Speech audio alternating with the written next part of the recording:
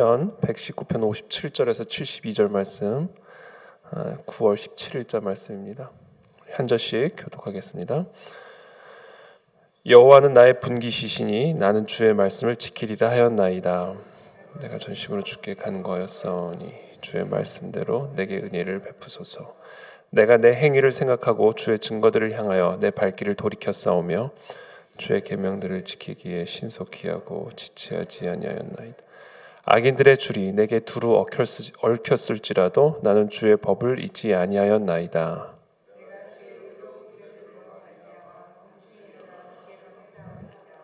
나는 주를 경외하는 모든 자들과 주의 법도들을 지키는 자들의 친구라.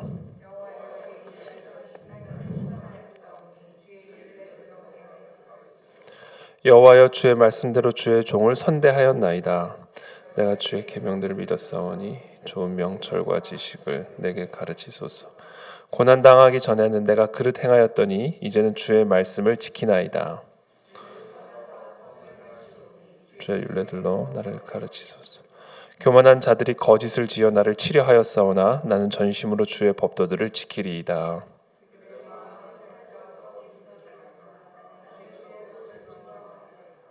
고난당한 것이 내게 유익이라. 이로 말미암아 내가 주의 율례들을 배우게 되었나이다. 주의 입의 법이 내게는 천천 금은보다 좋으니이다. 아멘. 네, 오늘 이 시편 말씀, 시편 119편 말씀, 좀 한 절 한 절이 정말 우리에게 정말 은혜가 되고 한 절 한 절이 좀 우리에게 생명과 같은 그런 말씀입니다. 그래서 오늘 이 새벽에 이 말씀 한 구절 한 구절 여러분들이 깊이 이렇게 곱씹으면서 이 말씀의 은혜가 저와 여러분들의 마음과 영혼 가운데 충만하게 이렇게 스며들어가도록 좀 깊이 좀 음미하고 읊조리는 그런 이 아침이 되었으면 좋겠습니다. 오늘 시편의 기자는 자기가 어떤 상황과 어떤 형편에 있든지 주의 말씀을 생각하고 주의 말씀대로 행하고 또 주의 말씀대로 이루어지기를 간절하게 간구하는 그런 기도로 오늘 이 시간 기록하고 또 고백하고 있습니다. 여호와는 나의 분깃이시니 나는 주의 말씀을 지키리라. 여호와께서 나의 분깃이기 때문에 주의 말씀을 나는 지키리라. 내가 전심으로 주께 간구하였사오니 주의 말씀대로 내게 은혜를 베푸소서. 전심으로 주께 간구하였사오니 말씀대로 내게 은혜를 베푸소서. 정말 이 시편 기자의 상황은 편안한 상황이 아니라 말할 수 없는 고통과 어려움과 고난 가운데 있는 그런 상황이죠. 그런 상황 속에서 이 시편의 기자가 간구하고 바라고 있는 것은 전심을 다하여 주님께 간구하고 있는 것은 말씀대로 내게 은혜를 베풀어 달라는 것, 난 그 말씀대로 지키겠다라는 그와 같은 고백입니다. 어떻게 이런 고백이 가능할까? 말할 수 없는 고난과 고통 가운데 있는 자가 전심으로 바라는 것이 하나님의 말씀을 지키고 그 하나님의 말씀대로 내게 은혜를 베풀어 주기를, 어떻게 이렇게 말씀만을 붙들 수 있었고 말씀만을 향하여 달려나갈 수 있을까? 59절에도 보면 내가 내 행위를 생각하고 주의 증거들을 향하여 내 발길을 돌이켰사오며, 이런 고난과 고통의 상황 속에서 이 시편의 기자가 했던 일은 나의 행위를 생각하면서 하나님의 말씀을 향해 내 발길을 돌이켰다. 하나님의 말씀으로 나를 비추어서 나의 행위를 비추어서 나의 발걸음을, 나의 행위를 그 말씀대로 돌이켰다. 주의 계명들을 지키기에 신속히 하고 지체하지 아니하였나이다. 이 많은 고난과 고통의 상황 속에서 이 시편의 기자의 마음을 사로잡았던 단 하나는 하나님의 말씀을 지키고 그 하나님의 말씀에 나를 비추고 그 하나님의 계명들을 신속하게 지키는 그것, 거기에 모든 마음이 지금 집중되어 있음을 우리는 보게 되죠. 악인들의 줄이 내게 두루 얽혔을지라도, 지금 이것이 지금 이 시편 기자의 상황입니다. 악인들의 줄에 완전히 얽혀 있는, 도무지 헤어나오기 어려워 보이는 그런 상황 속에서 지금 이 시편의 기자가 생각하는 건 단 하나, 하나님의 말씀이었다. 내가 주의 의로운 규례들로 말미암아 밤중에 일어나 주께 감사하리이다. 밤에도 일어나 두려움과 근심 때문에 일어나는 것이 아니라 하나님의 그 의로운 말씀으로 말미암아 일어나서 감사한다. 어떻게 이럴 수가 있을까? 나는 주를 경외하는 모든 자들과 주의 법도들을 지키는 자들의 친구라.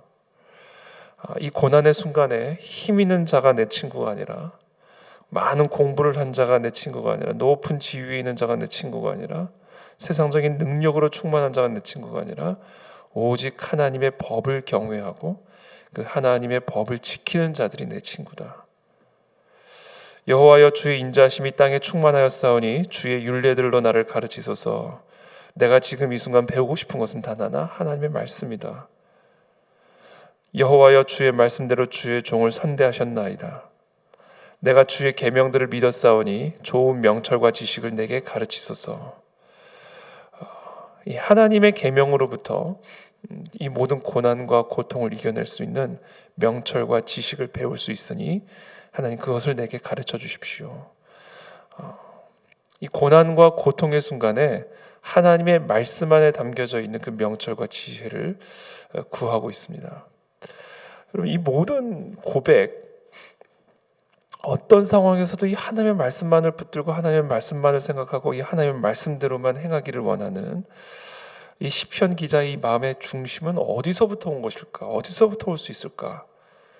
고난으로부터 올 수 있다라는 겁니다. 이 고난을 통해서 배운 유익이다라는 겁니다.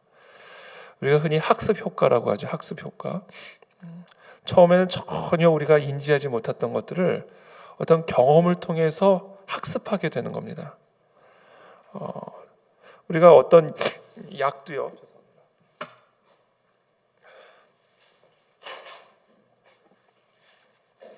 죄송합니다.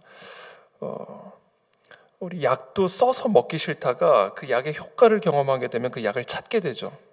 우리 아이가 어렸을 때 아토피로 고생할 때 이 아토피에 바르는 이 피부 약을 바르면요, 막 따가워가지고 뭐 어쩔 줄을 몰라 합니다.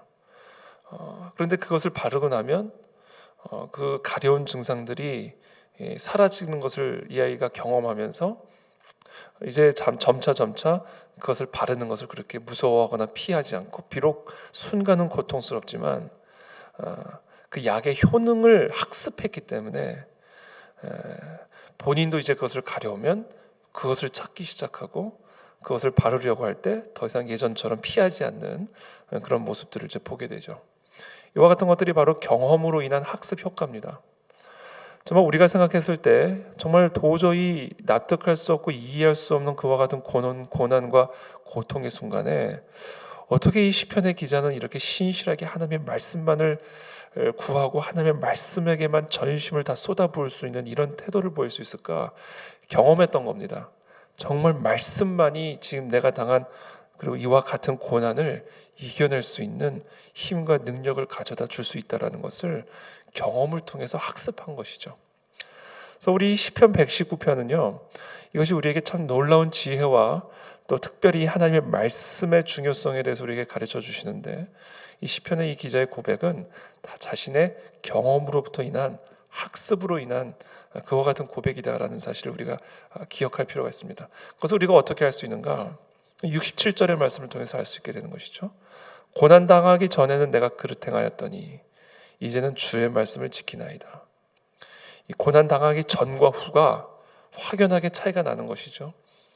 이 시편의 기자는 고난당하기 전과 고난당하기 후에 무엇을 배웠고 어떤 차이를 보이는 것이냐면 바로 하나님의 말씀을 지키는 것, 하나님의 말씀만이 전부라는 것을 고난을 통해서 이 시편의 기자가 배운 것입니다. 최근에 우리 한 교회 집사님하고 대화를 나누던 중에 정말 말할 수 없는 고난과 고통 가운데 있는 한 가까운 분의 이야기를 제게 이렇게 나누어 주었습니다. 정말 젊은 시절에 정말 미래가 촉망받던 젊은 분이 어느 날 갑자기 신경에 어떤 문제가 생기면서 지난 몇십 년간을 지난 하여튼 오랜 시간을 침대에만 누워서 산 송장처럼 하루하루를 지내는 그런 자신의 가까운 한 분의 이야기를 제게 들려줬어요. 좀 말할 수 없는 고통과 고난 가운데 있는 그 가정, 그 고난과 그 고통을 어떻게 그분들이 이겨낼 수 있을까? 우리가 함께 이야기를 나누면서 함께 마음 아파했던 그런 경험이 있습니다. 정말 도무지 우리의 인간적인 이해나 인간적인 방식으로는 이겨낼 수 없을 것 같고, 도무지 그것을 극복할 수 없는 것 같은 그 고난 속에서 말씀의 능력을 경험할 때 정말 이 말씀만이 우리의 생명이고 말씀만이 우리의 소망이다라는 사실을 깨닫게 된다라는 겁니다. 그래서 어떻게 보면 이 말씀의 능력은 말씀 외에는 아무런 소망이 없는 상황 속에서 비로소 그 빛을 발할 수 있다라는 것이죠.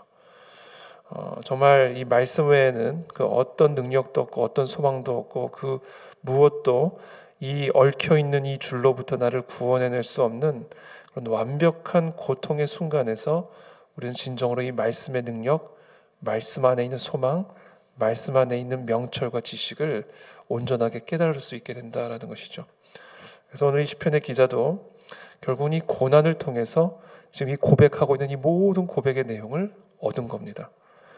이 시편 119편 시편에서 가장 긴 이 시편이 다 하나님의 말씀에 대한 그와 같은 고백으로 충만할 수 있는 이유는 이 시편 전체에 걸친 이 시편 기자들의 다양한 종류의 고난과 고통, 그것을 통해서 이 시편 기자가 결국은 경험하고 깨달은 것은 결국 말씀밖에는 없다라는 사실이죠.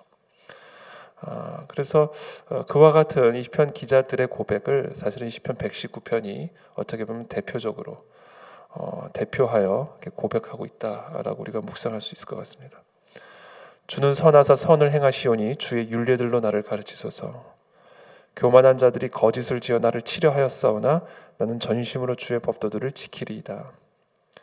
그들의 마음은 살쪄서 기름덩이 같으나 나는 주의 법을 즐거워하나이다. 그러면서 71절에도 이렇게 고백합니다. 고난당한 것이 내게 유익이라. 어떻게 이런 고백을 할 수 있을까? 어떻게 고난이 유익이 될 수가 있을까? 어떻게 거의 평생을 침대에서만 누워서 지내는 그와 같은 말할 수 없는 고난과 고통을 유익이라고 말할 수 있을까? 그것을 유익이라고 말할 수 있는 이유는 그 고난으로 말미암아 주의 율례를 배우게 되었기 때문이다라는 겁니다. 그리고 그 주의 입의 법이 천천 금은보다 더 좋은 사실을 바로 이와 같은 고난을 통해서 배웠기 때문이다라는 고백이죠.